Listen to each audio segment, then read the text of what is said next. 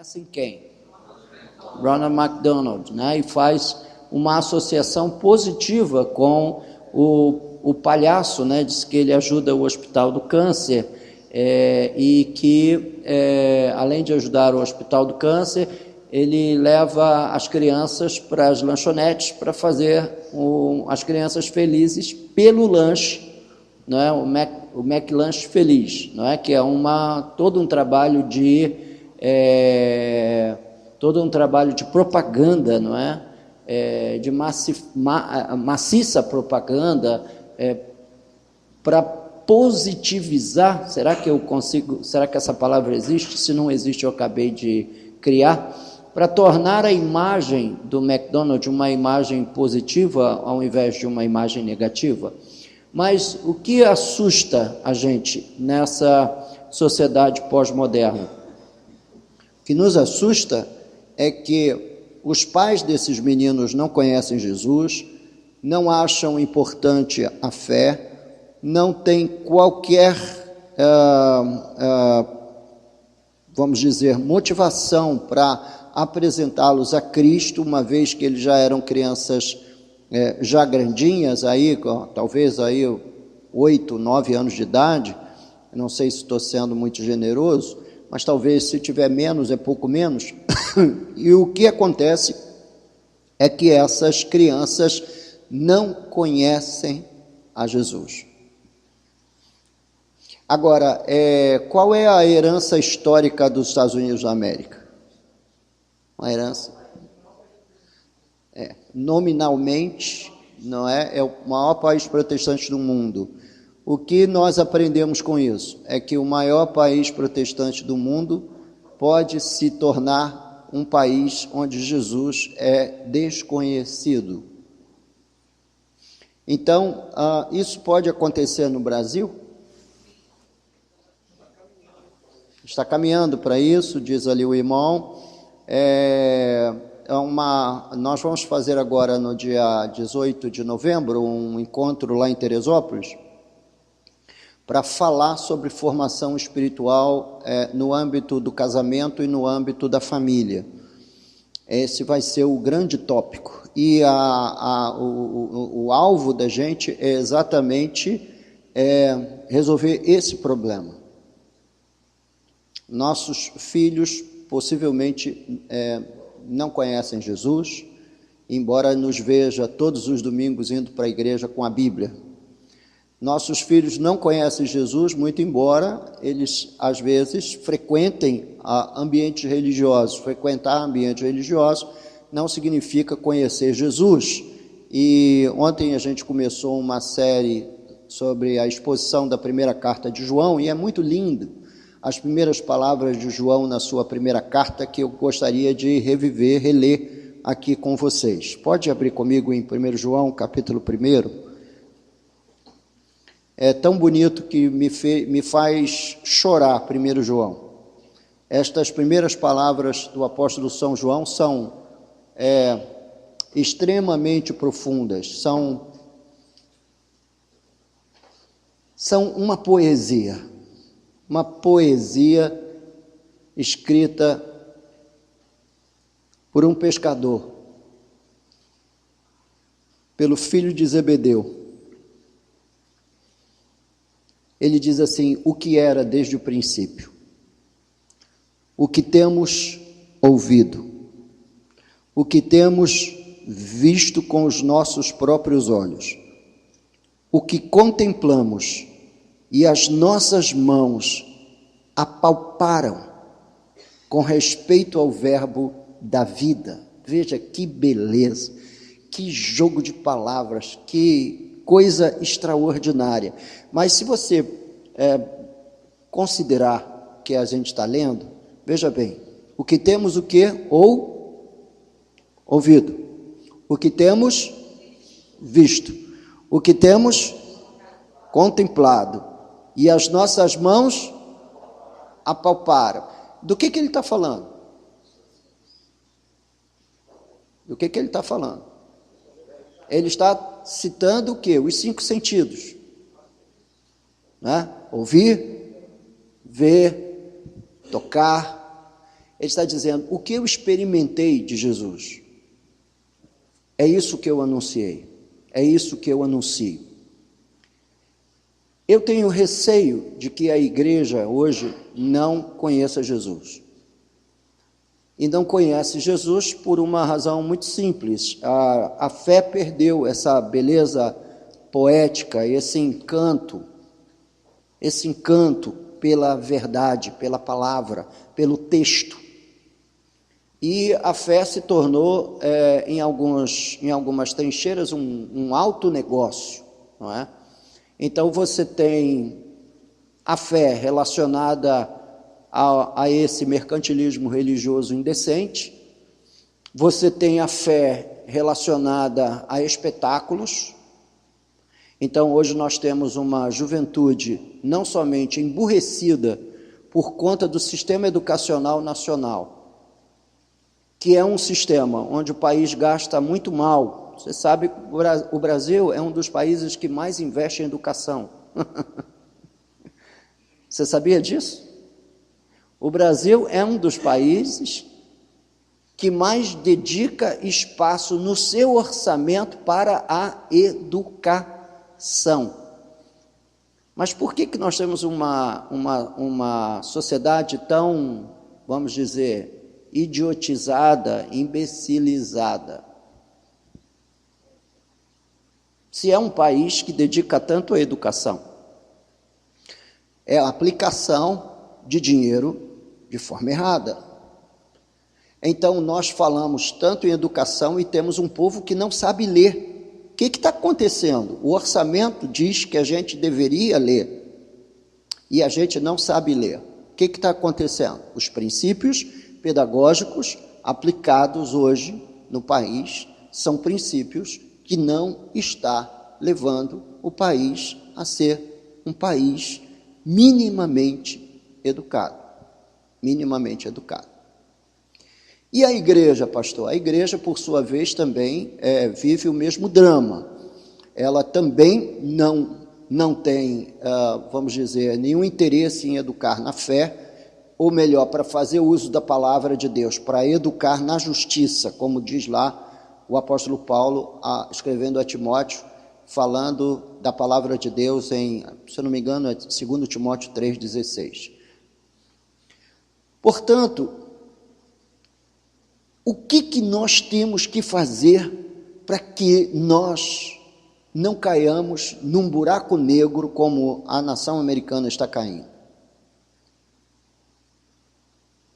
O que nós temos que fazer para que a igreja no nosso país conheça o Jesus da Bíblia?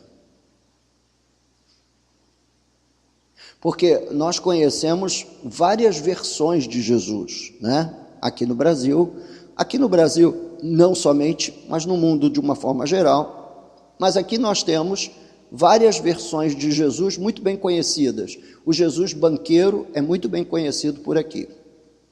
O Jesus curandeiro também é muito bem conhecido por aqui. O Jesus terapeuta também é muito bem conhecido por aqui, por conta de, vamos dizer, um derrame de literatura aí, a partir do meado dos anos 80, aqui no Brasil, na área da psicologia cristã, se é que existe uma psicologia cristã, pois psicologia é humanismo puro, é um jeito humano de tratar os dramas do ser humano. Eu costumo dizer que a psicologia, ela domestica o grande monstro chamado pecado que há dentro de nós, mas ela não cura. Ela não cura. Quem cura é o Evangelho. É o homem entender, olhando no espelho, que ele é um grande pecador, confessando os seus pecados e abandonando os seus pecados para servir a Deus no Espírito. Então, o que fazer de bom para uma nação que está no caminho de que os próprios cristãos, os próprios crentes não conheçam o Jesus da Bíblia? Estamos a caminho disso. porque as mensagens divulgadas dos púlpitos da igreja e mesmo no cenário mais intimista da igreja é uma mensagem de que Jesus vai resolver todos os seus problemas. Há algum texto bíblico que você possa me mostrar que aponte ou que passe perto disso, que Jesus vai resolver todos os seus problemas? Há algum texto bíblico que prometa vamos dizer, um empenho da palavra de Jesus de que ele vai curar todas as doenças? Há na prática de vida de Jesus, que foi uma prática de vida poderosa com sinais, prodígios, milagres e manifestações sobrenaturais, há na prática de vida de Jesus relatada no Evangelho algum sinal de que ele vai resolver todos os problemas da vida de toda a gente?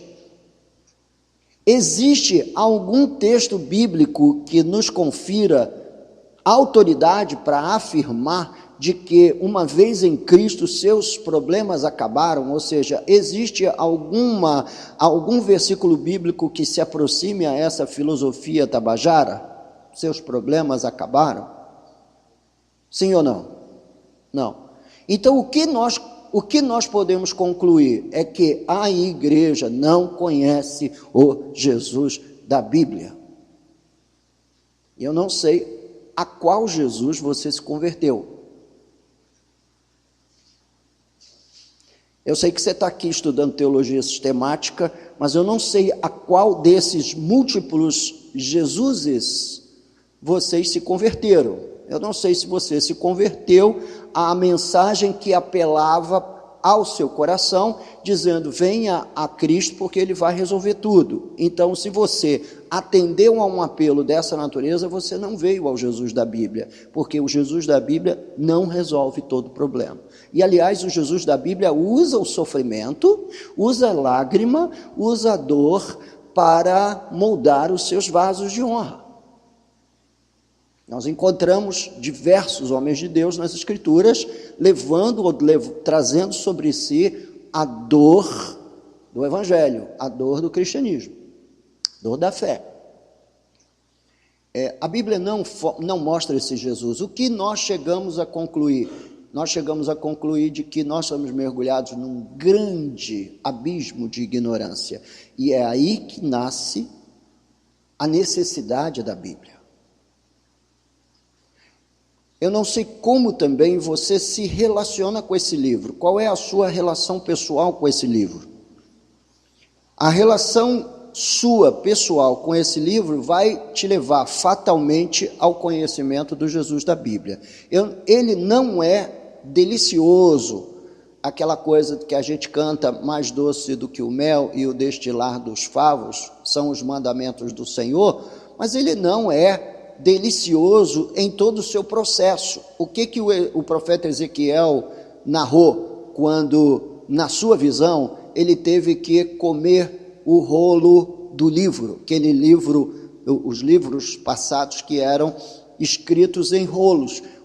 Qual foi o testemunho de Ezequiel? Que, na verdade, ao paladar, quando ele comia do livro, ao paladar ele era doce, mas quando chegava no ventre, amargava como absinto, diz a palavra de Deus, porque esse também é o grande objetivo da Bíblia Sagrada, é tirar a gente da nossa zona de conforto, é mostrar para a gente que uma vida em Cristo e uma vida estabelecida em Deus, no Deus das Escrituras, não é um negócio assim de tocar flauta todo dia e tomar limonada gelada num paraíso tropical, não é nada disso. A verdade é que existe muita coisa a ser feita, existe muita guerra a ser lutada, e a grande guerra dos nossos dias, porque nós somos cristãos nessa fase da história, a sua vida está misturada com o propósito de Deus para essa fase da história, e essa fase da história é uma fase de confusão, de ignorância, de destruição de valores morais e éticos. É uma fase que não fabrica líderes, é uma fase que não fabrica homens segundo a Bíblia e nem mulheres segundo a Bíblia. é que não fabrica nem homens segundo as Escrituras, nem mulheres segundo as Escrituras. Então, há uma necessidade enorme que nós nos reaproximemos humildemente das Escrituras, pedindo a Deus que nos ensine. Fala conosco, Senhor. Tudo que nós precisamos para nos tornar cristãos completos está na Bíblia e somente nela. Essa afirmação eu depreendi das Escrituras. Obviamente, Gruden vai falar isso de outra maneira, mas ele vai endossar aquele velho princípio da reforma, que a única via pela qual nós cristãos devemos transitar seguramente é a via das Escrituras, sola scriptura. Não existe outro caminho para o cristão basear sua fé e edificar a sua casa espiritual que não seja as Escrituras. Ah, pastor, eu tive um sonho. Só as Escrituras. Ah, pastor, eu participei de um movimento que acontecia um milagre a cada segundo. Só as Escrituras. Que todas as vozes se calem, para que a voz do Espírito Santo possa ser ouvida através das Escrituras. Não basta a gente viver, meus irmãos, uma série de experiências, ou como os católicos gostam tanto de afirmar, é que a Bíblia sozinha não é a única fonte de autoridade, que a igreja, com a sua tradição, com a sua história e com o seu passado, também pode arbitrar sobre como um cristão deve viver. A igreja não deve arbitrar em nenhum momento sobre a maneira como nós devemos viver. O que a igreja faz é interpretar as Escrituras, é trazer as Escrituras ao conhecimento público, e quanto mais gente conhecer as Escrituras, melhor cristãos eles serão. Portanto, tudo que nós precisamos para nos tornar cristãos completos está nas Escrituras. Vocês concordam com essa afirmação? Ou vocês acreditam que existe uma outra fonte na qual você poderia se estribar para construir a sua casa espiritual? Nada. O que Jesus diz, fechando o Sermão da Montanha, é exatamente isso.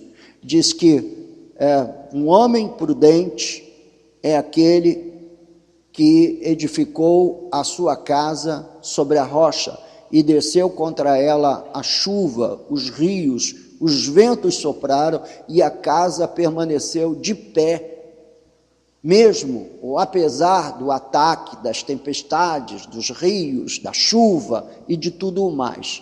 Mas insensato é o homem que constrói a sua casa sobre o quê? A areia.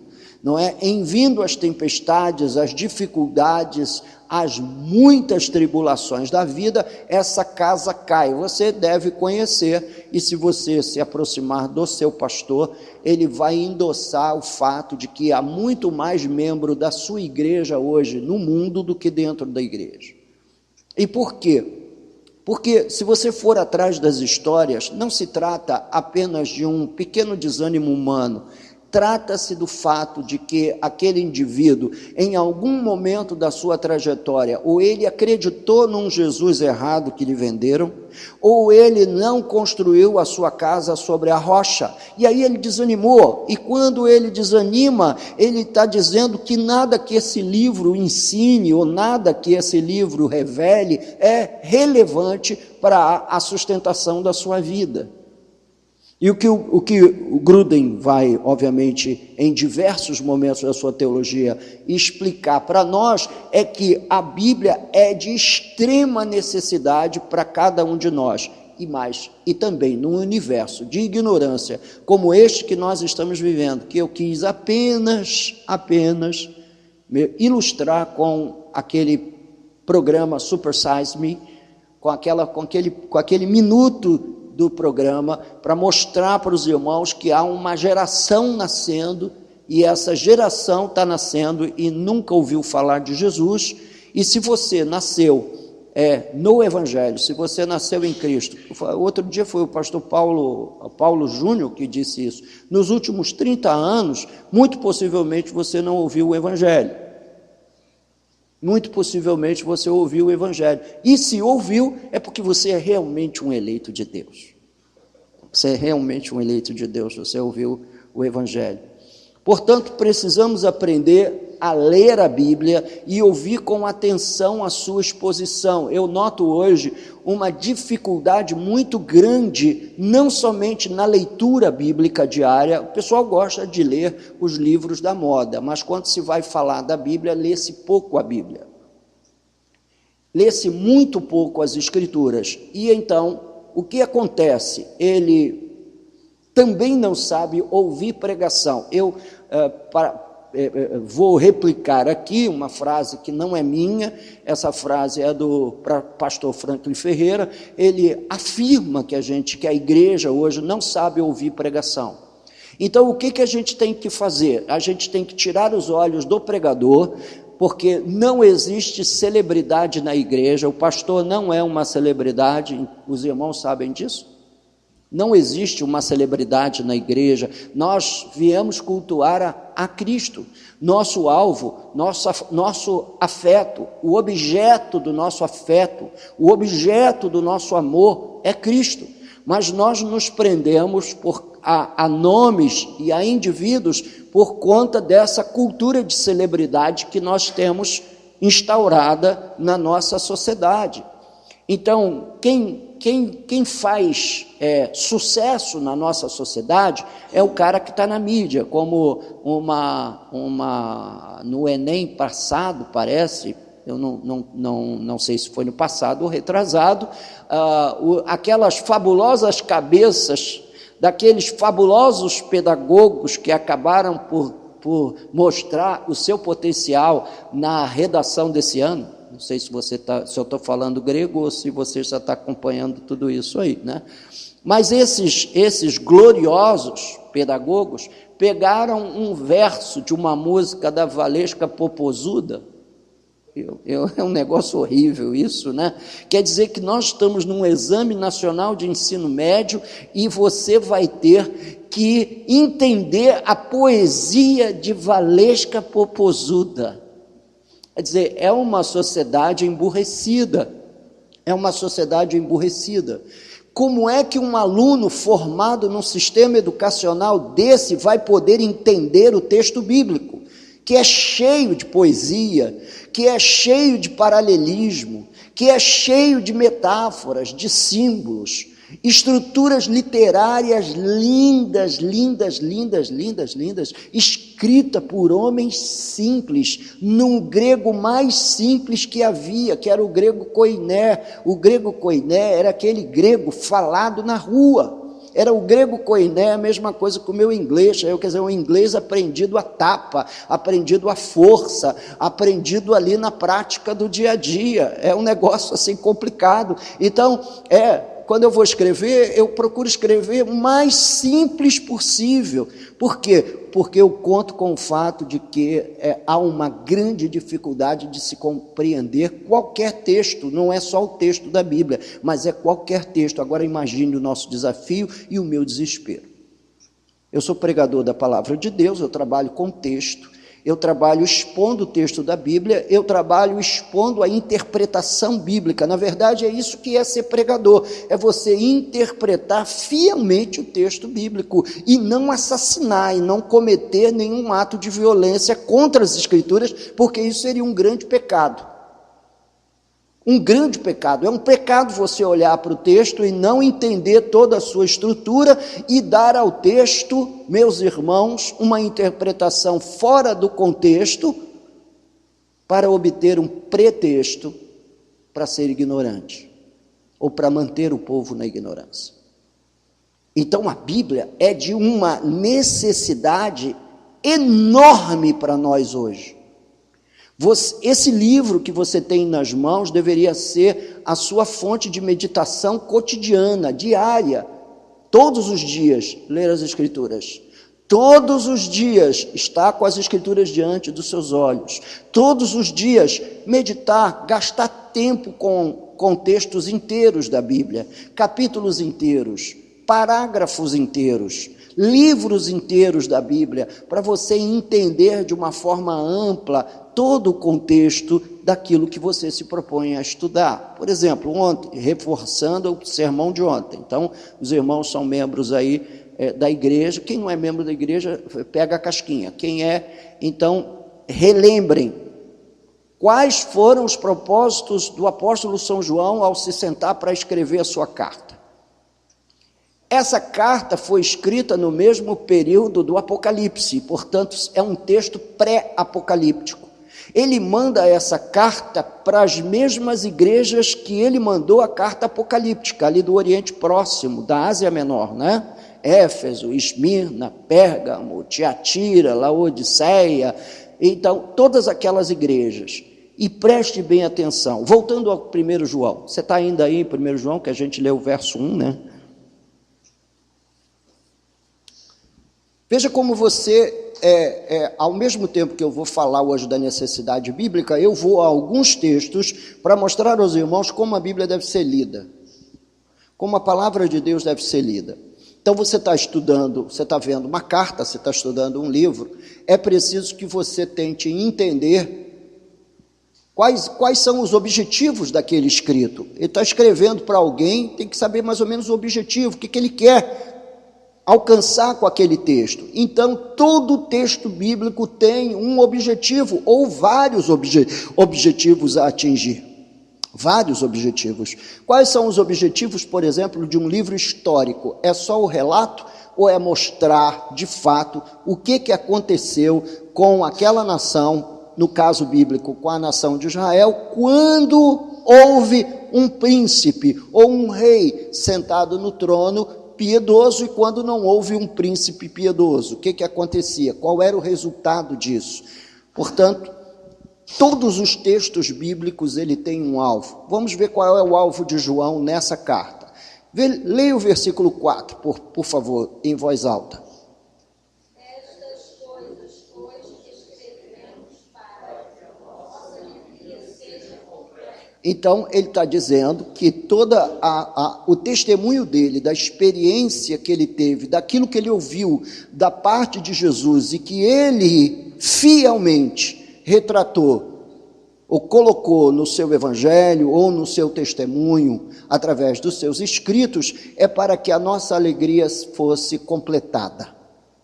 Significa que a gente admite que em Cristo nós somos alegres, mas quando nós conhecemos Jesus de uma forma ainda mais profunda, de modo que isso envolva todo o nosso ser, nosso sentido, nosso coração, nossa fé, nossa força, meus irmãos, então aí nós chegamos à plenitude de alegria.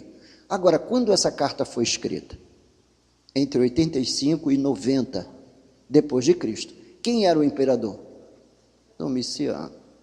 E esse cara foi quem? A nível da história da igreja, foi o maior perseguidor que a igreja teve. Significa que todo domingo, quando os irmãos chegavam na igreja, encontrava uma história diferente de martírio. Aquela família morreu, aquela outra morreu, aquele foi jogado num caldeirão fervente. Olha só como o Jesus da Bíblia é diferente. Como as histórias da Bíblia são diferentes das histórias que comumente nós ouvimos na nossa sociedade ou nos dias de hoje, apontando um Jesus que resolve todos os seus dramas, todas as suas dificuldades. É mesmo um Jesus tabajara. É mesmo um Jesus tabajara. Agora imagina, ele escreve tudo isso, dando testemunho, anunciando o que ele ouvira dos lábios de Jesus, para que a nossa alegria fosse completa, para que nós sintamos alegria, apesar dos nossos irmãos estarem queimando em óleo fervente, sendo empalados, iluminando os bacanais romanos, porque eles viravam tochas humanas, eles eram empalados, eles eram atravessados por uma seta pontiaguda, por baixo, através do seu escroto, vindo e atravessando pelo pescoço e às vezes até pelo crânio. uma morte altamente dolorosa, e depois disso jogavam betume sobre o corpo e tocavam fogo, e aquele corpo, sendo incendiado de um cristão, iluminava as festas e as orgias romanas. João está escrevendo para um povo que está vivendo essa experiência, e ele diz o seguinte, que Jesus, o conhecer o Jesus da Bíblia, o Jesus real, aquele Filho de Deus que se fez carne e habitou entre nós, é a grande razão da nossa alegria. Então esse Jesus da Bíblia não é um Jesus para nos acarinhar, é um Jesus para nos encantar. Uma alma rendida a Cristo é uma alma que está encantada por Jesus. Ele não se venderá a nenhum outro sentimento de desânimo, ele não se venderá ao pecado, ele não se venderá a esse mundo mau, ele não trocará a sua relação com Jesus, porque Jesus o encantou de tal maneira que aquilo que ele viveu com Jesus é a sua experiência de testemunho. João, no verso 4, diz, eu escrevo para isso, para vocês saberem que nele a nossa alegria é completa. Capítulo 2, versículo 1. Olha a outra razão que aparece aí para ele escrever a carta. Desculpe-me estar fazendo uma revisão do sermão de ontem, mas aprove a Deus, antes da fundação do mundo, que aquele sermão fosse pregado um dia antes de eu dar essa aula sobre a necessidade da Bíblia. Não tenho culpa do Espírito Santo trabalhar assim, né? Então diz lá no capítulo 2, versículo 1, filhinhos meus, estas coisas vos escrevo para quê? Então lá no verso 4, ele diz o seguinte, eu estou te escrevendo, apresentando o testemunho de Jesus, para que vocês sejam plenos de alegria. E depois no capítulo 2 diz assim, olha, uma vez que você está em Cristo, eu escrevo para você perder o encanto por esse mundo caído. Perder o encanto desse mundo pecaminoso, desse mundo caído, desse mundo destroçado. Perca o encanto. Se você anda assim meio que barro, meio tijolo, meio desanimado da fé, que eu não entendo muito bem esse negócio, embora eu aceite que haja no ânimo humano uma variação, mas e por que há no ânimo humano uma variação? Só há um ânimo humano só há uma variação no ânimo humano quanto à fé, enquanto ele não conhece o Jesus da Bíblia. Aí eu entendo. Você está meio iludido, está vendo muito programa da Fogueira Santa de Israel, está vendo muito show da fé, está vendo muito essa gente discursar de um Jesus que não é real, de um Jesus que não é bíblico, e por isso, quando as suas expectativas não são atendidas ou atingidas, o que acontece? Ele desanima.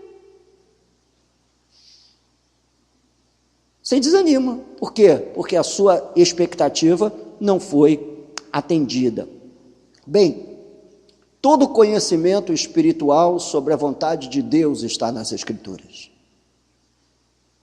Não procure fora das Escrituras resposta para as suas perguntas. É errado fazer perguntas? Não. Lembre-se que depois da queda humana, Deus, quando foi em busca do homem no jardim do Éden, ele foi com uma pergunta: o que fizeste? Comeste do fruto que eu disse para não comer? Foi feita uma pergunta. Não há nada de errado em fazer perguntas. Aliás, a única pessoa que não tem dúvida alguma é Deus, e mesmo sendo Deus e não tendo dúvida nenhuma, ele também faz algumas perguntas para nós nas Escrituras. Então, pergunte: Senhor, o que eu faço da minha vida? Para onde eu vou? Com quem me caso?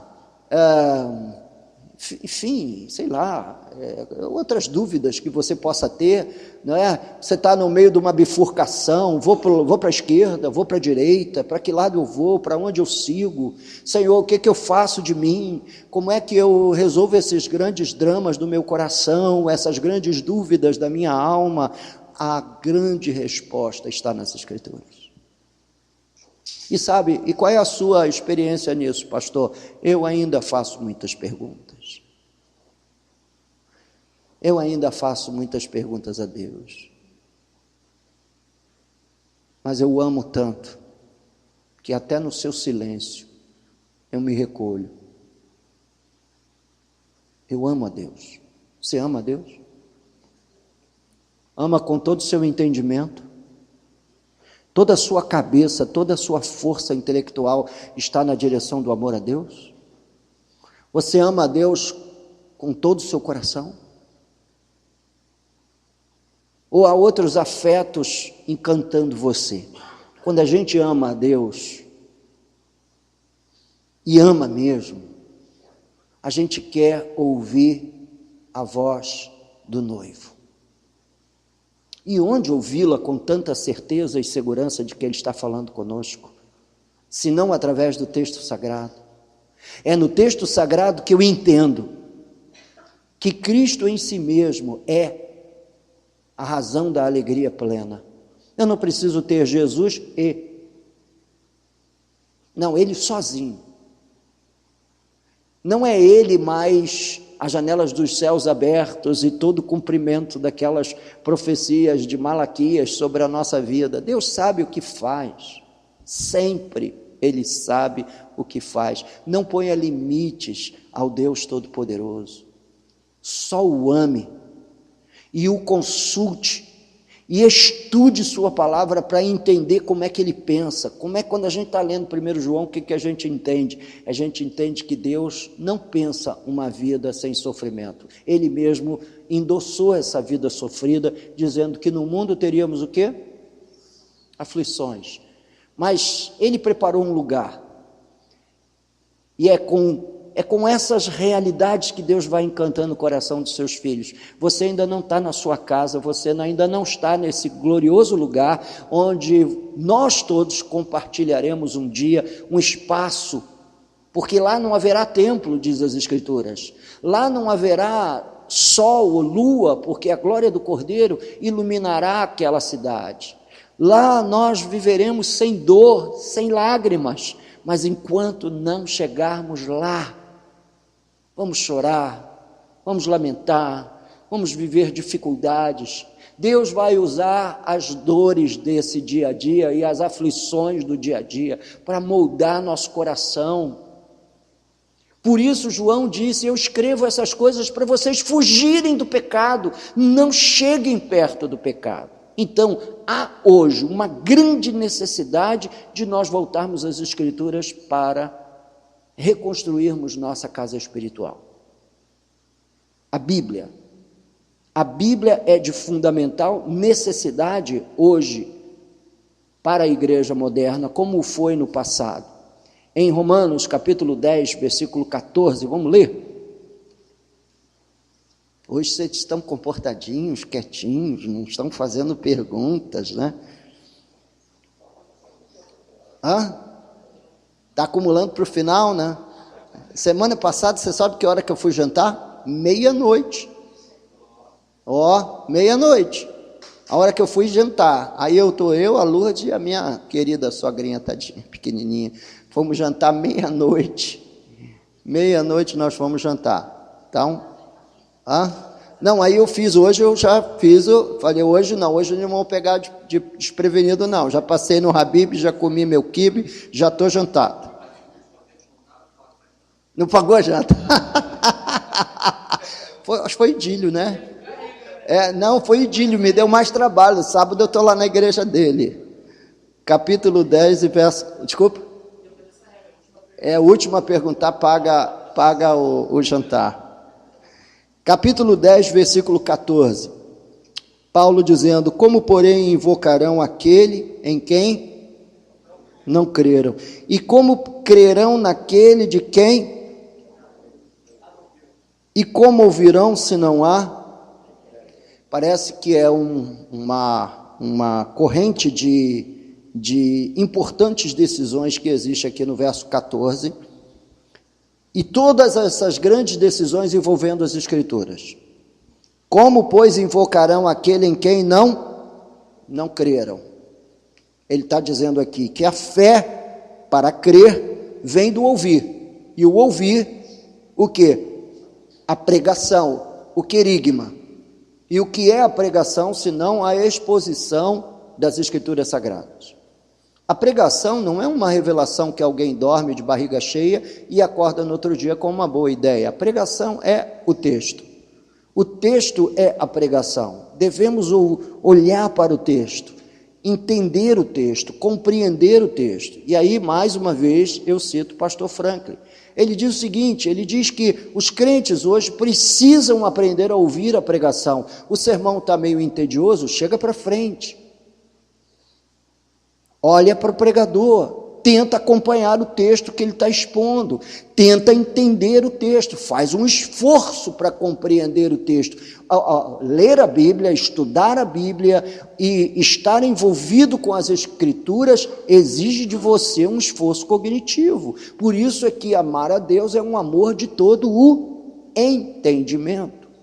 Então, há um esforço mental envolvido nesse processo do amor a Deus. E quando a gente quer, de fato, ouvir Deus falar com a gente tem que atender à voz do Espírito, que pode ser claramente percebida nas Escrituras. O verso 17, em Romanos capítulo 10, ele diz assim, e assim a fé vem por que via? Pela pregação. E a pregação? Agora é que eu quero pegar vocês. E a pregação? É ou não é aquilo que João diz em 1 João 1:1? Aquilo que ouvimos, aquilo que vimos, aquilo que apalpamos, aquilo que contemplamos com respeito ao verbo da vida, é o que nós anunciamos. Então nós anunciamos o ensino de Cristo, o ensino de Jesus, o ensino de Deus. Pregação é isso, é esse anúncio, é essa pregação, é esse conteúdo que gera fé no coração. É esse conteúdo que move o coração da gente a obedecer à voz de Deus. Em 2 Timóteo, capítulo 3 e versículo 15, veja só o que diz. 2 Timóteo, capítulo 3 e versículo 15. O que diz aí a palavra do Senhor? E que desde quando? Poxa, eu tenho tanta inveja de Timóteo às vezes, quando eu estou lendo esse livro. Desde a infância, poxa, minha infância foi complicada demais, mas eu já era um menino eleito. Por quê? Eu vou te contar uma história e você vai entender que eu era um menino eleito. Primeiro, minha primeira ida à igreja foi aos 5 anos de idade, eu já contei aqui, escola bíblica dominical, aquela professorinha que tocou muito meu coração. Aí um certo dia, meus pais eram lá, faziam lá, tinha uma fezinha lá num caboclo, lá num guia, num orixá lá, e tinha uma senhora incorporada, e a entidade que estava incorporada nela, pediu para me chamar. E lá fui eu. Eu disse, eu não quero saber disso, eu não acredito nisso. Eu era um garotinho, devia ter aí uns 8, 9 anos, na casa da minha tia Sirene, Lourdes, lembra dela. Aí estou lá, e a entidade começa a dizer para mim uma série de coisas. Você isso, você aquilo. Eu só perguntei uma coisa para aquela entidade. Vem cá, esse negócio aí que está aí dentro de você é de Deus? Veja que isso é ou não é uma pergunta de um eleito? Essa entidade que está aí falando aí é de Deus? Ela ficou calada, não disse nada. Aí meu pai ainda chamou a atenção, que falta de respeito, rapaz. Eu falei, falta de respeito? Eu não estou faltando com respeito, só estou perguntando se aquele negócio ali é de Deus. Então, aconteceram assim algumas coisas na minha vida que só Calvino explica. Só Calvino explica. É porque essa questão da eleição é um negócio que é difícil às vezes da pessoa processar, mas se você observar alguns detalhes da sua vida, você não explicaria se não fosse pela via da eleição. Algumas pessoas que tinham tudo para ser pai de santo e hoje estão aqui. Por quê? Porque ele entendeu o evangelho por si mesmo? Não, porque o Espírito Santo lhe trouxe revelação, trouxe graça ao coração, iluminação para perceber a palavra de Deus. E hoje está aí, é salvo. É salvo. Você sabe que meu pai e minha mãe nunca vieram a Cristo. Eles são pais de 2 pastores e eles mesmos nunca vieram a Cristo. Como é que se explica isso?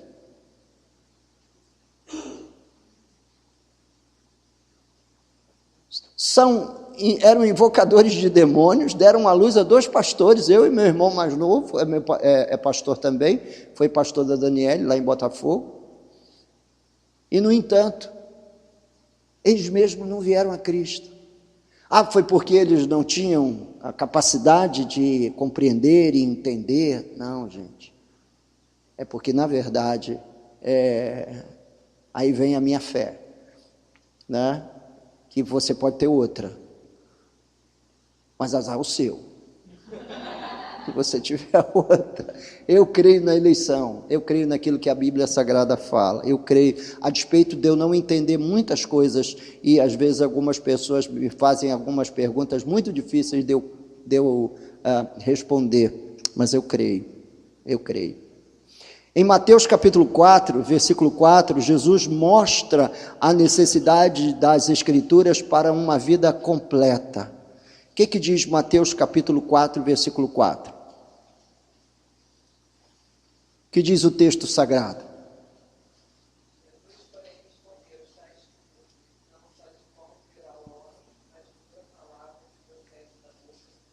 Então, o homem sobrevive da palavra de Deus. Significa o seguinte, que você pode desprezar o ensino bíblico a vida inteira, mas se você refletir sincera e honestamente, você chegará ao fim da vida incompleto, enquanto a palavra de Deus não for aplicada ao seu cotidiano, ao seu viver diário. Jesus disse isso para o diabo: nem só de pão viverá o homem, quer dizer, nem só de Mundial, Rainha, Carrefour, de supermercado vive o homem, mas de toda a palavra que procede de Deus. Vai lá, Diego.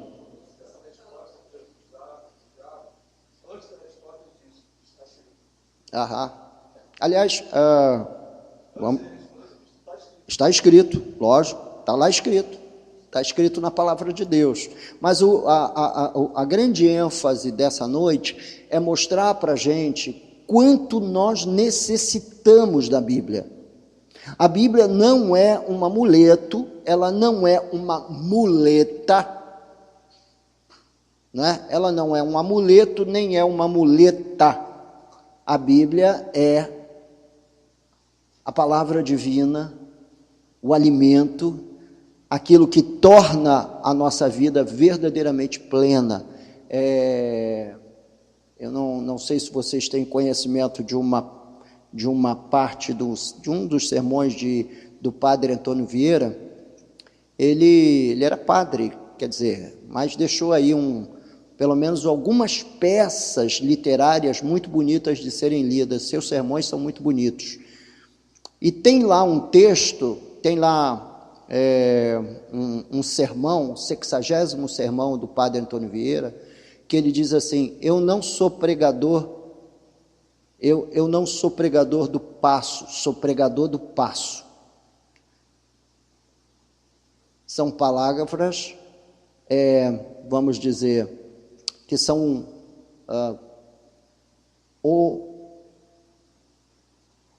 homofônicas, mas o passo que ele disse que não era pregador é o com C cedilha, e o passo que ele disse que era pregador é com 2 S. O passo com C cedilha é o palácio, o passo imperial é o palácio imperial, o passo municipal é o palácio municipal. Ele dizia que era o pregador de passos. Ele seguia anunciando a palavra de Deus, ele seguia espalhando a semente. Quer dizer, um negócio assim inteligente, mas como é que você vai entender que o primeiro passo é com C cedilha e o segundo passo é com 2 S, se o pregador não parar e não explicar? Pois essas pegadinhas não tem na Bíblia. o Padre Antônio Vieira como um escritor, um literário, muito bom, excelente. Leia os sermões, você vai gostar de ler como peça literária, mas como um comunicador não fala nada, porque como é que você vai adivinhar que eu estou falando passo com 2 S e passo com C cedilha? Então, são palavras homofônicas e não são palavras homógrafas. Já estou complicando, né? Homofônicas significa que quando você ouve é a mesma coisa, mas elas não são grafadas da mesma maneira, escrita da mesma maneira. Homógrafas, escrita da mesma forma. Então, passo com C cedilha, passo com 2 S. Então, a Bíblia não tem essas pegadinhas. Os textos bíblicos são simples demais. E a nossa necessidade é a mesma necessidade que uma pessoa tem de pão. Então o ser humano não vive só de pão, há uma necessidade física na gente, mas há uma necessidade interior maior, e essa necessidade interior maior só pode ser completa a partir do estudo das Escrituras. Aí por que as Escrituras é a primeira grande doutrina da teologia? As Escrituras é a primeira grande doutrina porque antes que você possa dominar qualquer outro tema da fé cristã, você precisa se encantar pelas Escrituras. Então um bom professor de teologia vai fazer você se encantar pela Bíblia. Você vai sair encantado pelo texto, encantado pela palavra de Deus. Eu já contei aqui daquela família que muda-se de Newcastle para Londres, não contei? Uma família que vem de Newcastle para Londres, vai na primeira igreja presbiteriana de Londres de manhã e sai dizendo que orador maravilhoso.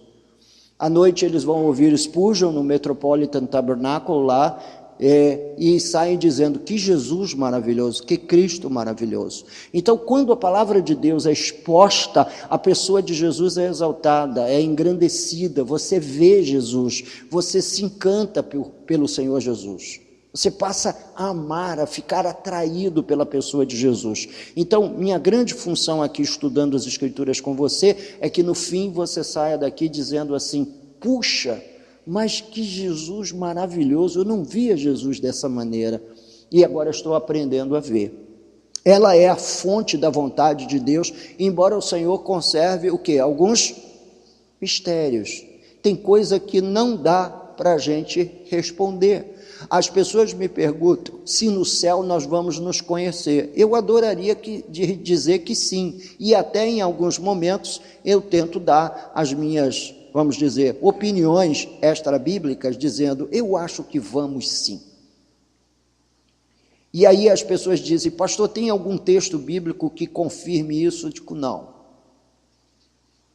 tem. Mas e aquela parábola do Lázaro, não é? E do rico? Eu disse, é uma parábola. Não dá para dar sustentação literal a nenhum pensamento extraído de uma historinha que é a parábola. E o que a parábola, na verdade, queria dizer é que, uma vez partindo para a eternidade, não há volta. Então, esse é o conteúdo da mensagem da parábola, e não tentar nos fazer acreditar que lá no céu nós vamos nos conhecer. Mas, se conhecermos, será melhor. Se não nos conhecermos, vamos ser reapresentados um ao outro lá na glória celestial e tornaremos amigos como sempre, agora de uma forma eterna, vivendo a fraternidade em Jesus. Então, o texto...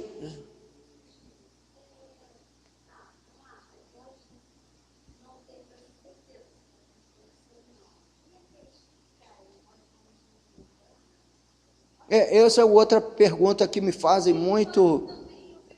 Eu acho que não, eu acho que você deixa para trás as suas lembranças, acabou.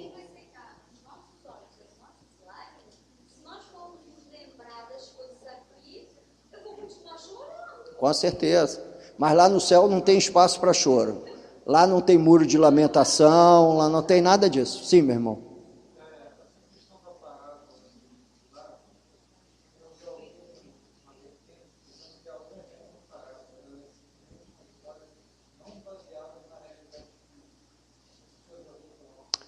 Eu já ouvi falar que é uma narrativa que Jesus fez antecipada da vida pós-túmulo.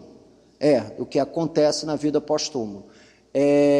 Mas não é sustentável pelo restante das Escrituras. É que quando você vai ler o restante das Escrituras, não existe nenhum outro texto que endosse o fato que a gente vai reconhecer um ao outro no céu. Agora, se você me perguntar qual é a minha suspeita, eu estou falando do ponto de vista bíblico. Agora, qual é a sua suspeita? Eu torço para conhecer. Do conhecimento.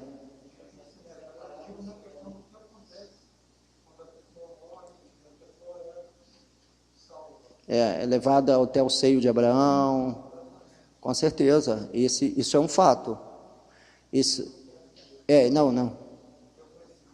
Não, lógico, eu entendo agora, quando você está explicando melhor a sua pergunta, com certeza, a realidade do paraíso é uma realidade a ser sonhada, é uma expectativa real no coração da gente. Essa coisa de que no céu nos aguarda moradas na casa do Pai é um fato. Agora, por exemplo, qual outro texto bíblico que nos dá percepção da glória celestial? Quando Paulo visitou esse lugar, porque ele disse que visitou esse lugar, né? Ele foi até o terceiro céu, e terceiro, eu até contei ontem no sermão, que eu estava brincando com meu netinho, e para ensinar conceitos espirituais para ele, eu coloquei ele na gangorra, né? Assim, naquela gangorrinha, né? Que faz assim, que você senta de um lado e do outro. Então, só vamos brincar de espaço-terra. Então, quando ele estava em cima, eu dizia, você está no espaço, agora você está na terra, agora você... Desculpa. Agora você está na terra, agora você está no espaço, agora você está na terra. Aí cheguei um momento lá que eu disse para ele assim, agora você está no terceiro céu. Ele disse, terceiro, vovô? Há tantos céus assim? Eu falei, sim, terceiro. O primeiro é o céu atmosférico, é esse azul do céu que você vê.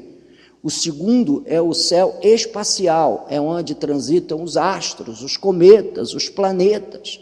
E o terceiro céu é o paraíso, é aquele lugar de convivência com o Deus Todo-Poderoso. Então, vovô, me manda para lá. Falei, não, eu não tenho essa autoridade, meu filho, de te mandar para lá, mas que existe, é real.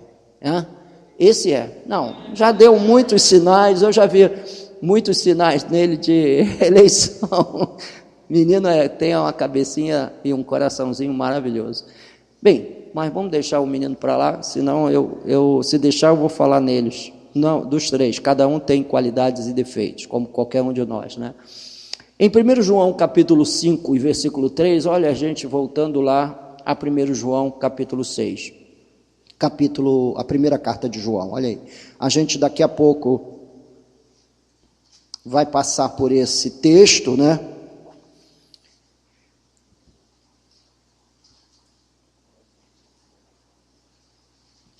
João dizendo, a partir do verso 2, diz assim, nisto conhecemos que amamos os filhos de Deus, quando amamos a Deus e praticamos os seus mandamentos, porque este é o amor de Deus, que guardemos os seus mandamentos. Ora, os seus mandamentos não são penosos. João está apenas repetindo o que ele escreveu nos evangelhos. Aquele que tem os meus mandamentos e os guarda, este é o que me ama. Então, não existe maior expressão de amor para com Deus do que uma vida rendida aos seus mandamentos, uma vida rendida a esses conteúdos. É óbvio que nós vamos encontrar conteúdos bíblicos muito difíceis de aplicarmos à nossa vida pessoal. Por isso é que os discípulos, quando Jesus disse que é mais fácil um camelo passar pelo fundo de uma agulha do que um rico entrar no reino dos céus, eles perguntaram, sendo assim, quem poderá ser salvo? Porque eles também tinham heresias no judaísmo, e figurava naquela época uma heresia de que o grande sinal da bênção de Deus, da aceitação de Deus, era a riqueza. Quer dizer, o diabo não tem muita criatividade, né? Ele repete a mesma coisa hoje. Quer dizer, se o cara tem um carro do ano, se veste bem, tem lá sua estampa, né? Uma estampa aparentemente, vamos dizer, que aponte na direção de ser uma pessoa com algum sucesso no âmbito da sua vida econômica, então é porque Deus está com ele. E se o cara é pobre, lida com dificuldade, lida com muitas complicações no âmbito da sua vida material, então é porque Deus, afinal de contas, está castigando ele, e ele está vivendo aquela situação, porque ele deve estar vivendo uma vida em pecado. Eu diria que as duas coisas são mentirosas. Ninguém pode qualificar a sua relação com Deus por meio das vias materiais. Ninguém. Fulano é rico porque Deus é com ele, ou é pobre porque Deus o abandonou. Nenhum dos dois lados são verdadeiros. E essa ideia figurava lá. Então, eles perguntaram a Jesus, sendo assim, quem pode ser salvo? E aí Jesus responde com uma frase muito simples: o impossível para os homens é possível para Deus. O impossível para os homens é possível para Deus. Então, se existe alguma maneira de demonstrar afeto a Deus dentro do mais, vamos dizer, da mais expressiva qualidade, é guardar a palavra de Deus, é amar o texto sagrado, é aproximar-se para viver o que a Bíblia diz. E mais uma vez eu me refiro ao fato, tem algumas coisas difíceis, lógico que é, e é por isso que a gente não pode obedecer às Escrituras por força própria. Nós precisamos de uma força maior, uma força lá dentro de nós, chamada Espírito Santo, esse Espírito que nos conduziu à salvação, o Espírito que nos conduz à santificação, o Espírito que num dia, meus irmãos, vai nos conduzir e dirigir às mansões celestiais. Ele está em nós e acende em nós um amor, um desejo, um carinho muito grande pela palavra. Precisamos hoje retornar à Bíblia Sagrada e ter uma fé bíblica, não uma fé sensitiva. Salmos capítulo 19 e versículo 1. Salmos capítulo 19 e versículo 1. Esse salmo então é lindo, lindo, lindo, lindo. Salmos 19, 1, o que diz? Os céus proclamam a glória de Deus e o firmamento anuncia as obras de suas mãos. Sabermos algumas coisas fundamentais sobre Deus, seu caráter e suas leis morais não é suficiente. Não é suficiente. Nós precisamos da Bíblia toda para conhecer um Deus completo, Deus total, que se revelou a nós. Então, é óbvio que a proclamação que vem da obra criada, aliás, hoje eu ouvi uma pequena entrevista do Dr. Adalto Lourenço. Vocês conhecem o Dr. Adalto Lourenço? Dr. Adalto Lourenço, conhece todo mundo? A gente está... O que vocês acham? Vou fazer uma enquete aqui, Dr. Adalto Lourenço. Pode trazer? Então, estamos a caminho aí de trazer o Dr. Adalto aqui para uma conferência sobre criação, sobre todo esse movimento glorioso, divino, que é narrado nas Escrituras e que nós conhecemos muito pouco. Por isso somos cooptados pela teoria da evolução, pelo darwinismo, pelo ateísmo, não é? Que é uma outra ameaça, né? E o Spurgeon tem uma frase maravilhosa, diz que o ateísmo é um negócio assim tão estranho que nem os demônios creram naquilo, né? É porque os demônios, a Bíblia diz que eles creram e creem e tremem, né? Então nem os demônios abraçaram o ateísmo, de tão estranho que aquilo é, né? Então, aparentemente, a gente olha para a criação e acha que a Bíblia não é necessária para a gente aprender ou a gente realmente perceber Deus.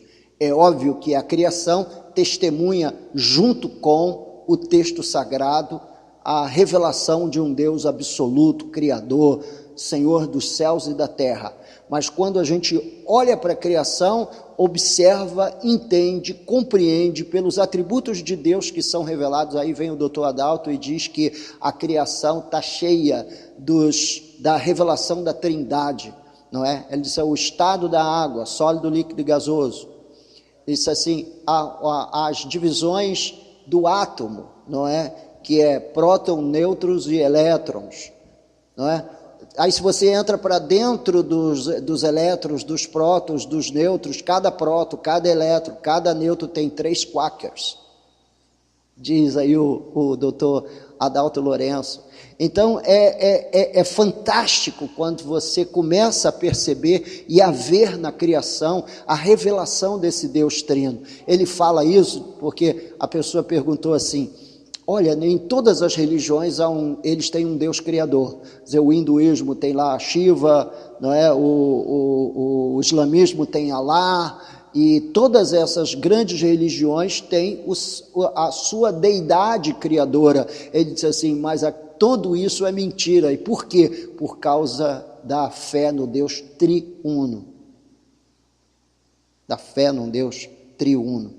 Que eu estou assim, ansioso para entrar na doutrina de Deus, tá? Se vocês sossegarem direitinho, eu chego lá. Eu chego lá. Vamos a Romanos 1,19. Mas é ruim a gente sair dos textos bíblicos que endossam as Escrituras.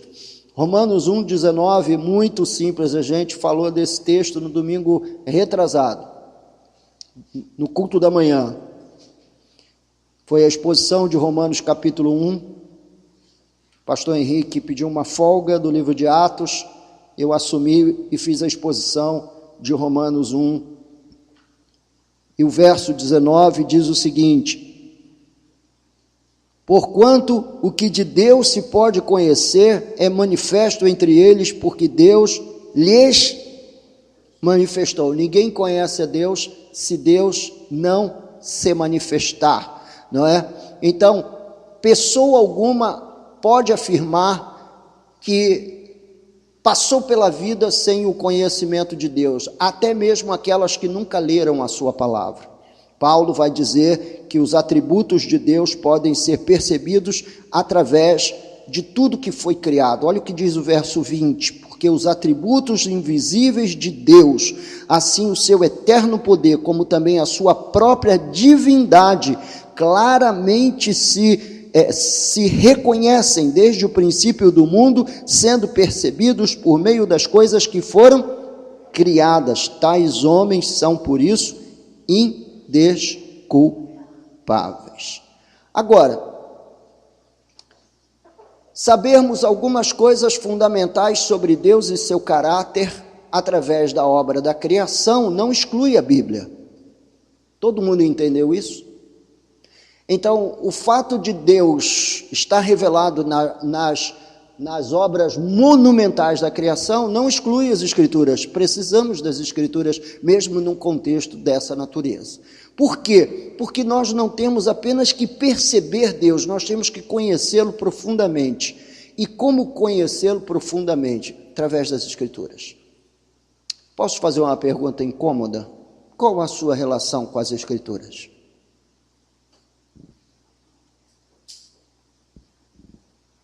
Qual é a sua relação com a Bíblia? Geralmente a gente olha para a Bíblia como um livro entre outros livros, ou a gente vê a Bíblia como o livro, o grande livro, né?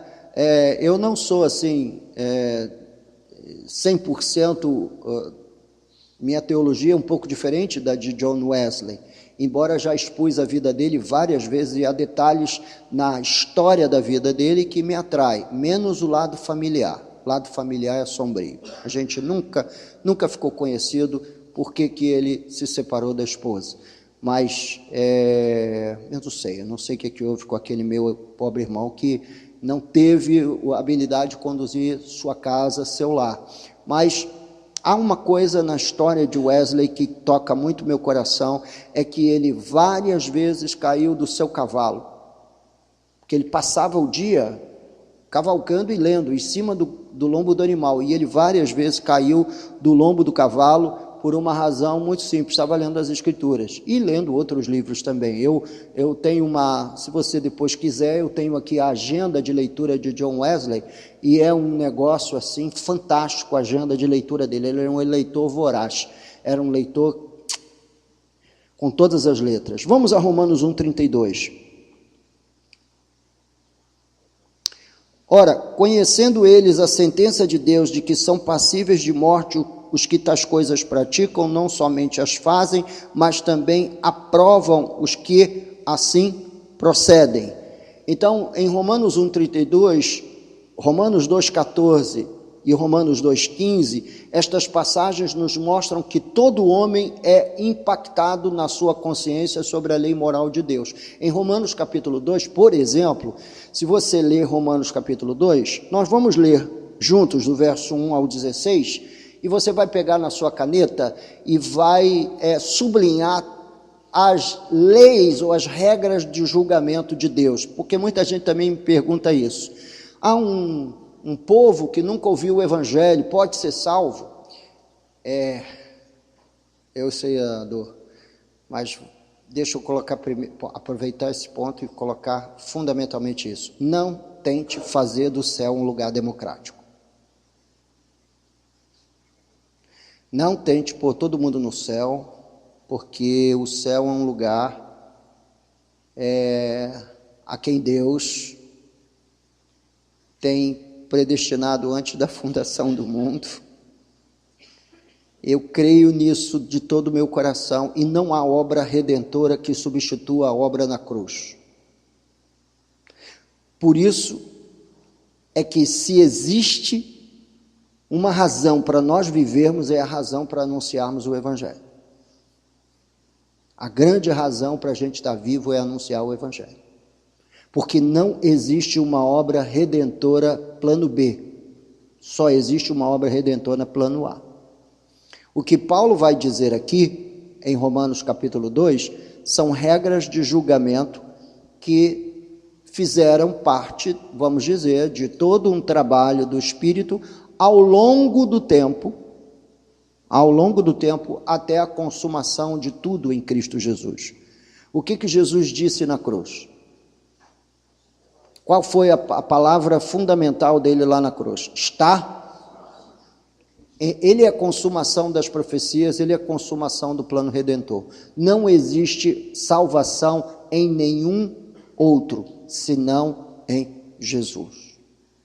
Para o índio que está lá na floresta, a gente tem que levar Jesus para eles a respeito, apesar da FUNAI. Apesar da FUNAI. Eu e a Lourdes sustentamos obra missionária entre os indígenas brasileiros a nossa vida toda, até o dia em que nós próprios fomos para o campo missionário.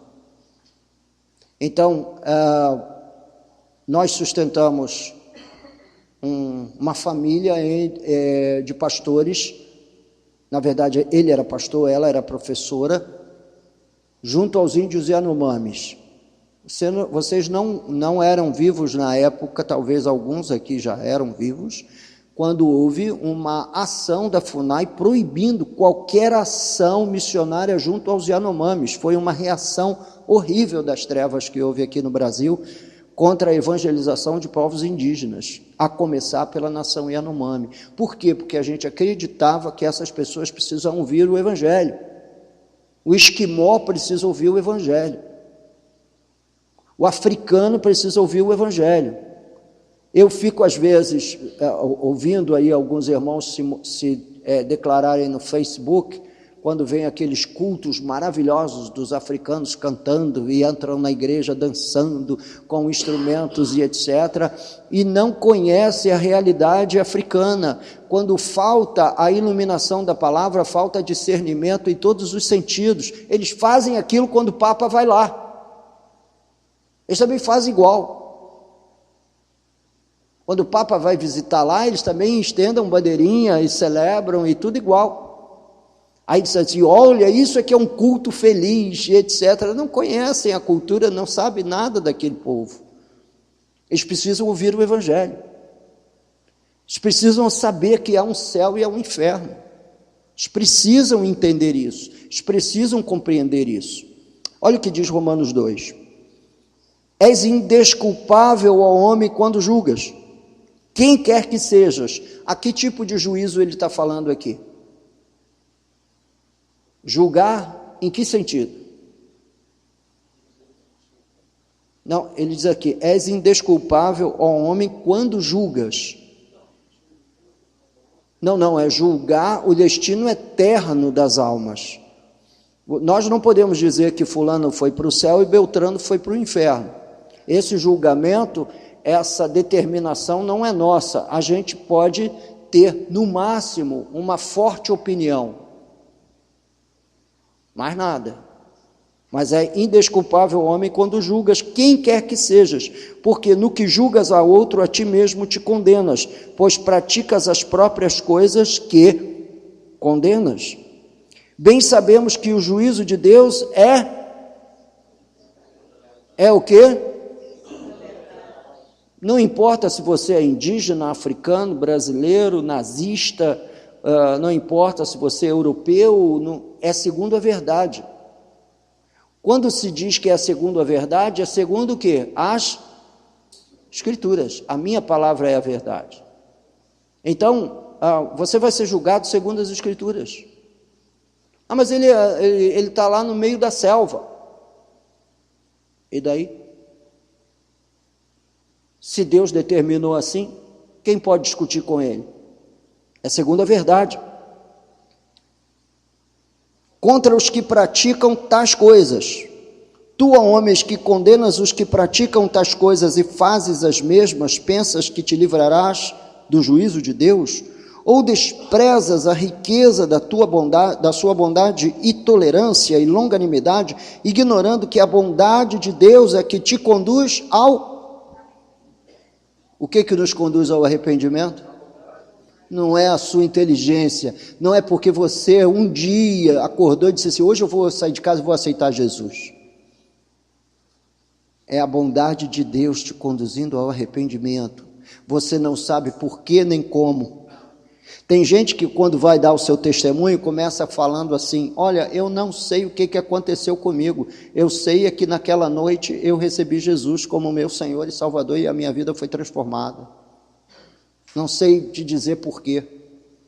É a bondade de Deus. Deus está no processo de condução da nossa vida ao arrependimento. Vocês já leram a história de Samuel Shadwick? Leiam. Entra na internet, baixa lá a biografia dele e você vai ver como ele é conduzido ao arrependimento, membro de uma tribo africana, e ele chega a Cristo pela obra exclusiva das mãos do Espírito Santo. A aldeia dele era uma aldeia que estava em guerra com uma aldeia vizinha, ele é preso pelos seus inimigos, ia ser morto na noite do seu assassinato, que iria ser morto pelos inimigos da tribo dele. Ele consegue escapar e é conduzido literalmente à casa do missionário que ficava separado das tribos uma distância X, passa pela cerca, pede para o missionário contar a história bíblica, é salvo naquela noite. Naquela mesma noite ele sente o chamado para o ministério, os irmãos recolhem ele, colocam ele em Londres estudando numa escola bíblica, no Instituto Bíblico. Chegou em Londres e não tinha sapato, andava descalço pela rua, era uma figura fora do contexto. Ele é um desses índios. Ele é um desses índios que é alcançado pelo Evangelho lá dentro, no meio da vida torta que ele tem. E o Evangelho faz sentido para ele. Ele é conduzido à história do Evangelho. Ou vocês não se lembram da história bíblica de Cornélio? Lembra da história bíblica de Cornélio? Ele era um homem o quê? O que diz o texto? Atos capítulo 11, o que ele diz? Diz que ele era um homem bom, era um homem que favorecia com esmolas, caridoso. Portanto, Cornélio tinha assim um perfil espírita, era um cara legal, era um cara bom, boa praça, coração aberto, compassivo, cheio de compaixão e dava oferta para os pobres. Até que ele teve a visita de um anjo. Ele disse: manda pegar Pedro em tal lugar assim assim. Ouve a história que ele tem para contar. Deus foi tocado no coração por conta da sinceridade de Cornélio. Então Deus entra no processo. Um anjo é enviado à casa de Cornélio, manda chamar Pedro. Quando Pedro chega, fala o que para Cornélio? O que dizia a lei de Moisés? Pedro disse: olha, tu sabes o que diz a lei de Moisés, eu não poderia estar aqui dentro da sua casa, mas o Senhor também lá me visitou, mandando vir aqui a casa de você e não considerar impuro aquilo que ele purificou. E quando ele chega lá na casa de Cornélio, ele comunica o Evangelho. Ele não conta a história dele, da conversão dele, da vida dele, ele não dá o testemunho dele para que Cornélio venha a conhecer Jesus. Não, ele apresenta Jesus diretamente. Ele disse: aquele que foi crucificado, esse que os seres humanos, os homens crucificaram, era o Rei da Glória. E Cornélio naquele dia recebe a Cristo. Gente, isso é um processo divino. Isso não é um processo humano. A história da sua vida em Cristo é uma história desenhada e contada pelo Deus Todo-Poderoso e Soberano da Bíblia.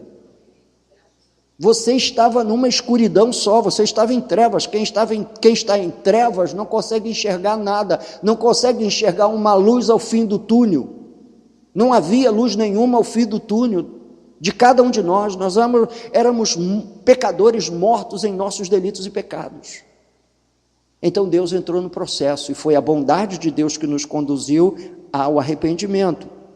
Mas, segundo a tua dureza e coração impenitente, acumulas contra ti mesmo ira para o dia da ira e da revelação do justo juízo de Deus, que atribuirá a cada um segundo o seu. Então, primeira regra, segundo a verdade. Segunda regra, o que você fez com essa verdade? Primeira regra, segundo a verdade, versículo 2. Segunda regra, versículo 6. Deus retribuirá a cada um segundo o seu procedimento. Terceira regra, versículo 11. Porque para com Deus não há o quê? Acepção de pessoas. São ricos, pobres, miseráveis, muito ricos, políticos, médicos, engenheiros, pastores, todos, fora de contexto. Não, mas nós podemos aplicar para os dois contextos. Deus salva todos e não faz acepção de pessoas, e o juízo dele virá sobre todos na medida da justiça, segundo a verdade. Depois, sem acepção de pessoas, versículo 12. Todos os que pecaram sem lei, também sem lei. Sem lei o quê? Lê esse versículo para ele, irmão. Lê para ele. Ah, eu não ouvi a mensagem de Deus. Pecaram sem lei? Sem lei perecerão no pecado.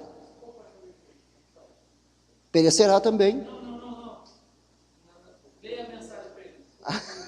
Eu entendi sua pergunta, é que eu fiz uma brincadeira com você. Não, é verdade, se é o pastor da igreja, não sei o que eu vou falar de um colega, né? Aí deixa eu chamar aqui um corporativismo pastoral para proteger o colega, um código de ética, né? Mas, na verdade, ele precisa ler Romanos 2 mais vezes, né? A carta aos Romanos, ela é muito simbólica dentro da história das conversões. Calvino se converteu lendo Romanos. Lutero proclamou a reforma lendo Romanos. Então, há várias há várias experiências de salvação lendo Romanos. Pois é, capítulo 13, se eu não me engano. E o mais bonito são as crianças, na conversão de Santo Agostinho, mais bonitos são as crianças brincando, tolelede, tolelede, tolelede, que no latim significa toma e lê, toma e lê, toma e lê. As crianças mandando, Deus falando nos lábios das crianças para que Agostinho pegasse a palavra e lesse. E quando ele abre a palavra de Deus, ele abre em Romanos capítulo 13, que diz, não com orgias, não com bebedices, não com glutonarias. Deus foi exatamente lá no coração do pecado dele, a ferida dele, né? Por isso ele falava sobre ser ferido pela palavra de Deus, pela espada do Espírito, ser ferido pela espada do Espírito. Olha, bem-aventurado é aquele a quem Deus dá puxões de orelha. Bem-aventurado é aquele a quem Deus desperta para a salvação, ainda que mostrando a sua face de juízo, que é o que está lá em Romanos capítulo 2. Olha a quinta lei. Todos pecaram sem lei perecerão. E todos os que com lei pecaram, o quê? Mediante a lei serão julgados. Então todos os que reclamarem que não viveram na nova aliança e que não reconheceram Jesus, serão julgados pela lei, e pela lei perecerão, porque segundo a lei não há um justo, nenhum sequer. Ninguém pode ser justificado obedecendo a lei. Por quê? Porque a lei é inobedecível. Quando a Paulo diz que a lei serviu como um fio condutor para nos levar a Cristo, é porque a lei mostra a falência humana de obedecer a Deus. Precisamos de um Salvador. A lei diz assim, você não pode ser salvo, você não tem habilidade para construir o caminho seu para o céu, você não pode ser salvo. E aí Paulo escreve aos Gálatas que a lei serviu de aio para nos conduzir a Cristo. Ela é o fio condutor que nos leva até Jesus, o grande Salvador, a nossa grande esperança, a nossa justiça. Está em Cristo. Já estou pregando, já não estou mais ensinando.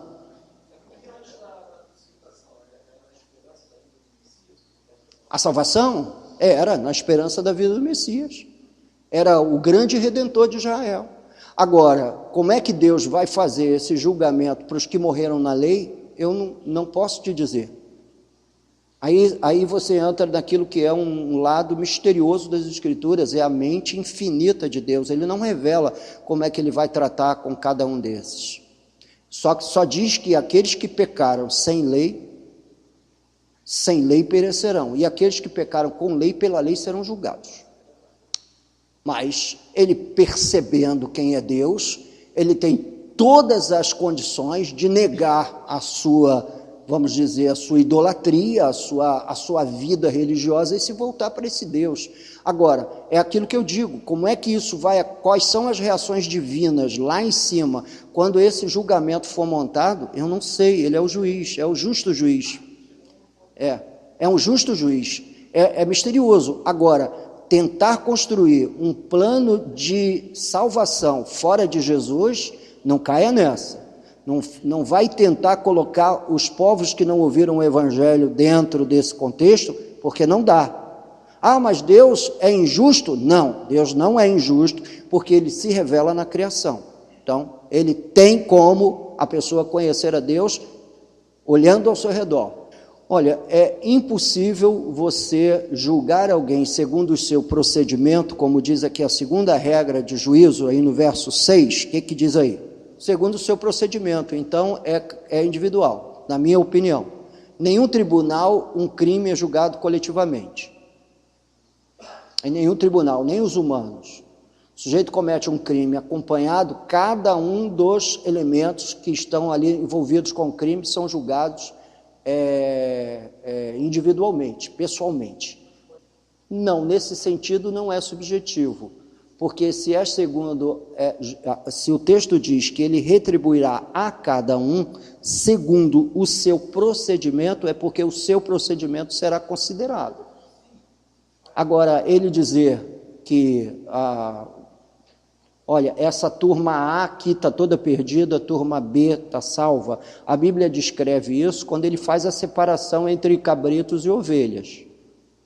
Não é isso que a Bíblia diz lá? Os cabritos ficam do lado, as ovelhas ficam do outro. Agora, isso já é, vamos dizer, isso já é o julgamento. Isso já é o julgamento. Eu creio num julgamento pessoal. Você vai estar lá, você vai encarar o Senhor da glória. Hebreus 9, 27 diz isso. Ao homem está ordenado morrer uma só vez, vindo depois disso o juízo. Ao homem, não é à criatura humana, mas ao indivíduo, ao ser humano. Você vai nascer, viver, morrer e ser julgado. Então, eu creio que é muito pessoal. Você vai se encontrar com o reto juiz. Não, eu estou conseguindo entender perfeitamente. O único problema que talvez tenha na sua fala seja a doutrina da justificação. Então deixa eu te tirar do muro. Deixa eu te tirar do muro. Porque o que acontece? O que te justifica, quem te justifica é Cristo, e o que te justifica é a fé na obra que Cristo fez por você na cruz. Esse é o grande determinante da questão. É óbvio que eu crio em Jesus, e aquele que crê em mim, ainda que morra, viverá. E aquele que vive por mim, jamais morrerá. Então, é garantia em Jesus que nesse juízo eterno, ele estará do meu lado como grande advogado, me justificando diante do reto juiz. Ele vai estar lá, e eu vou invocar. Andou tendo aí um videozinho na internet, que era o cara das boas obras. Você lembra desse vídeo? Tinha uma balança, aí o cara ia lá, pesava as boas obras, jogava fora e etc. Então, a única correção no seu discurso seria a correção da justificação. É o que nos justifica. Quando eu recebo a Cristo como o meu grande justificador, de modo que a justiça de Cristo esteja sobre a minha vida e não a justiça da lei, porque pela lei ninguém é justificado. Então, quando eu compareço diante do reto juiz, eu não compareço sozinho. Quem me representa diante do reto juiz é Jesus. Então, quando ele for olhar para mim, ele não vai olhar através vamos dizer, da minha humanidade caída carnal. Ele vai me olhar através do justo Cordeiro de Deus, que me revestiu de sua justiça. E eu creio nisso. Por isso que o seu único papel é crer nisso, de que ele é a tua justiça. Você quer ver uma coisa? Há duas coisas diferentes entre o que é a justiça humana e o que é a justiça divina. Os irmãos permitem que eu faça aqui um parênteses aqui.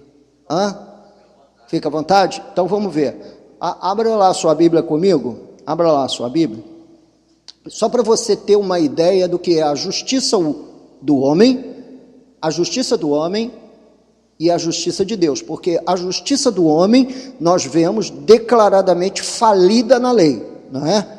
Porque o homem não consegue colocar a lei em execução. Olha o que diz a lei. Capítulo 5, capítulo 5 do Evangelho de Mateus. Vou voltar, lógico, porque tem a última, tem a conclusão. No capítulo 5, você vai ver Jesus relendo a lei. Né? É uma releitura da lei pelos olhos de Jesus. Ouvistes o que foi dito aos antigos. O que foi dito aos antigos aí no verso 21? Não matarás. E quem matar estará sujeito a julgamento. Então, segundo a lei, segundo a justiça que há na lei, o que é matar alguém? Isso aí, tirar a vida, somente isso. Agora, eu, porém, vos digo que todo aquele que se irá contra seu irmão estará sujeito a julgamento, e com proferir um insulto a seu irmão estará sujeito a julgamento do tribunal, e quem lhe chamar tolo estará sujeito ao inferno de fogo. Jesus faz uma releitura da lei a partir da sua justiça. Então o que ele diz aí? Na lei, matar alguém seria apenas liquidar e tirar a vida. Mas, se você está revestido da justiça de Cristo, você terá toda a habilidade de amar seu inimigo e de não lhe oferecer nem mesmo um insulto sequer em resposta a todos os seus impropérios. E o que é isso? Isso é a justiça de Cristo. Você só pode fazer isso revestido de Cristo. Qual a sua reação humana? Qual é a sua reação humana? O que ensina a lei? Olho por olho? Dente por dente? Pé por pé? Braço por braço? Mão por mão? Não é isso que diz a lei? Não é isso? Satisfaz a tua justiça a vingança? A humana sim. A humana satisfaz a sua justiça, mas você não está ou não foi chamado para cumprir a justiça humana, você não está na lei. Aí você é chamado para dentro do evangelho para perdoar esse cara, para dar perdão a ele, para orar por ele, para bendizer aqueles que te maldizem. Que justiça é essa? Essa é a justiça de Cristo. Sim, lógico que sim. Indignar. Não, se indignar é uma coisa. A santa ira é uma coisa. Mas vem cá, agora eu te pergunto, Deus derramou sua ira sobre a população no dilúvio? Derramou sua ira? Ou não liquidou todo mundo? Não, peraí, liquidou todo mundo, menos Noé? Menos Noé? Então todo bandido foi morto ali, todo mau elemento foi morto ali, todo traficante foi morto ali, não é? Resolveu? Então, qual foi o grande discurso de Deus nas Escrituras? A vingança do seu coração não opera, de fato, a justiça divina. Esse é o grande discurso no dilúvio. A gente mata todo mundo, recomeça de novo, e daqui a pouco o mal está presente e se multiplicando. Estamos aí, vivendo os mesmos dias de Noé, né?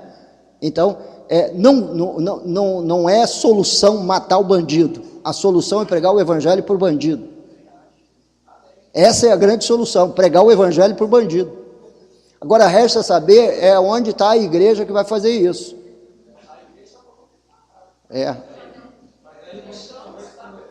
Oi? Não. Deixa eu ouvir aqui uma coisa. Quem é que está mandando matar? Porque se você está se referindo ao Franklin, ele não manda matar. O que eu tenho ouvido é para se viver aquilo que diz a carta aos Romanos, que diz o seguinte: procede bem e as autoridades legitimamente constituídas não lhe farão mal. Mas se o seu procedimento for ruim, o juízo dessas autoridades virá sobre você, e você nesse processo pode perder a vida. Agora, a questão que se faz quando se fala do Estatuto de Armamento é outra discussão, que a gente pode ter no final da aula, eu posso conversar com você, não em defesa de lado nenhum, apenas um olhar humano sobre a sociedade, só isso. Que é guerra, né? Guerra santa. Porque além da guerra, apoia posições como, por exemplo, a pena de morte. Aham. E eu achei disso Daí para lá. Tem uma questão que é uma bandeira que eu acredito que o evangelho deve levantar. Com certeza. Eu sou adepto a enfrentar a violência com coragem e galardia.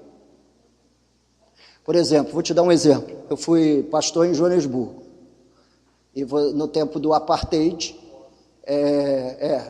entre 88 e 94. Só para você ter uma ideia, acho que foi em 91, 92, que o Mandela foi solto da prisão. Então eu vivi na carne a questão do apartheid lá.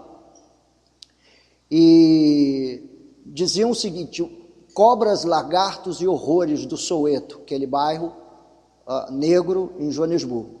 Olha, foi eu, aquela senhora branquinha ali de olhos verdes, lourinha, né? Ela e a minha filhinha de 3, 4 anos de idade, nós fomos ao Soweto. Demos carona a alguém que estava lá, pediu carona, que mais tarde eu fui entender que era do ANC, e ele foi tentar entender por que um casal branco estava andando em pleno Soweto, estava conhecendo o Soweto. Aí ele mesmo me perguntou no carro, mas o que o senhor está fazendo aqui e tal? Eu falei, não, eu sou brasileiro, eu vim conhecer. Agora, você imagina o que não seria em termos de reconciliação e um poder glorioso sobre aquela nação, se os crentes daquela nação viessem visitar aquele bairro, levando o evangelho de Jesus e o amor de Cristo. Então, se faz uma porção de ações violentas, complicadas, de você contextualizar biblicamente, e é muito, muito difícil a gente acomodar tudo isso dentro do contexto dos evangelhos. Eu vejo Jesus no Sermão da Montanha mostrando, está vendo o que é a justiça da lei, ou para onde a justiça da lei pode te conduzir? Pois eu quero lhe mostrar um caminho sobremodo excelente, e esse caminho sobremodo excelente é baseado na justiça de Deus, revelada em Cristo Jesus. Então o que vai acontecer naquele grande dia, irmão, lá em cima, é que eu e você, e provavelmente aqui muitos irmãos, talvez todos aqui, queiramos Deus que sim, nos apresentaremos diante do tribunal representados. E ele não nos julgará segundo as nossas obras.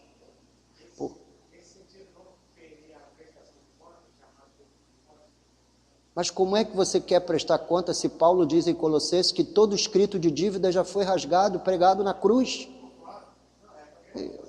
Está lá, está escrito.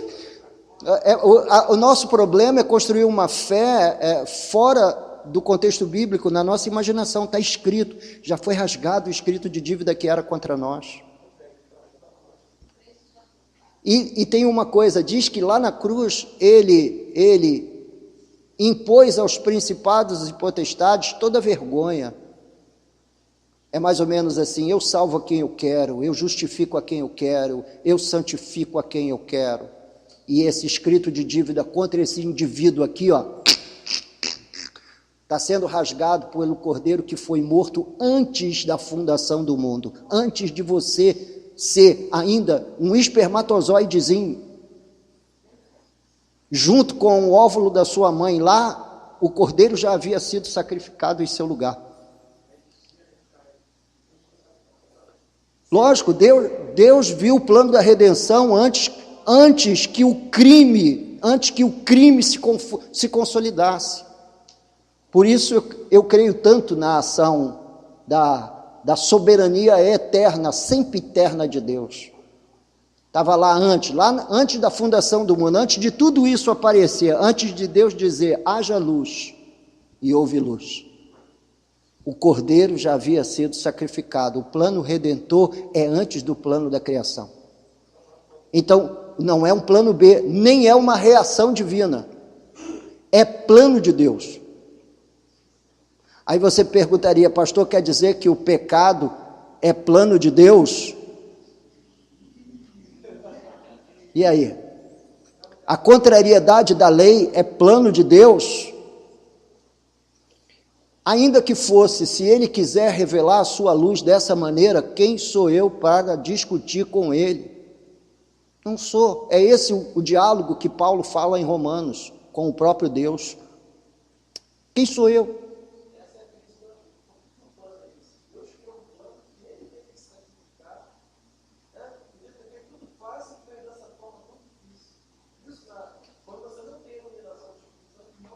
O que Paulo disse aos Coríntios? O que Paulo disse aos Coríntios?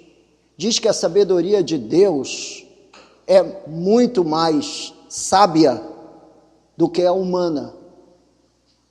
Deus faz do jeito dele, deixa Deus trabalhar. Simplesmente alegre-se no fato de você ter sido alcançado pelo Evangelho. Você foi alcançado pelo Evangelho. Agora tem o seguinte: viva de acordo com o Evangelho. Tá bom? Certamente. Deixa eu fazer só uma coisa. Deixa eu terminar isso aqui. Aí a gente fica aí mais uma meia hora batendo papo nisso, com todo prazer. Não vou fazer assim um grande esforço para isso, não. Não precisa pagar o jantar, que eu já estou saciado. Romanos 1,32, Romanos 2, versos 14 e 15, mostram que todo homem é impactado na sua consciência sobre a lei moral de Deus. É incrível você ver como mesmo nessas tribos longínquas, existe um padrão moral ali. Existe um padrão moral. Existe um padrão de defesa dos idosos, dos doentes. Só há algumas culturas aqui indígenas brasileiras que eliminam a criança deficiente, né? Por exemplo, algumas culturas indígenas eliminam. Nasceu com algum defeito físico, morre. É enterrada viva. É brutal, é cruel.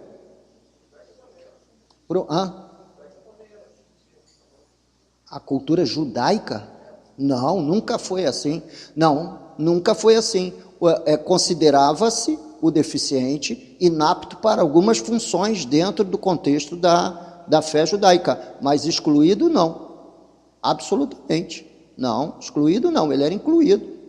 Ele só não podia galgar certas funções dentro do judaísmo, isso sim.